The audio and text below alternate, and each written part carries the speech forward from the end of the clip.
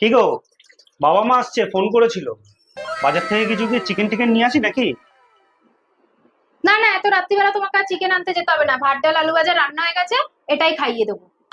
এতদিন পর ওনারা আসছে, শুধু ভাত ডাল আলু ভাজা খাওয়াবে? আরে বয়স হয়ে গেছে, একটু বোঝো। ভাত ডাল আলু ভাজা খেলে শরীরটা ভালো থাকবে। ঠিক আছে। এতদিন পর আমার শ্বশুর শাশুড়ি আসছিল, ভাবলাম কিছু একটু ভালো মন্দ খাওয়াবো। ঠিক আছে, ভাত ডাল আলু ভাজাই খাই। কি আছে? আমার বাবা মা আসছে বলবে তো এতক্ষণ ধরে, তাহলে একটু মাটন নিয়ে আসো। মাটন কষা আর পোলাও বানাই।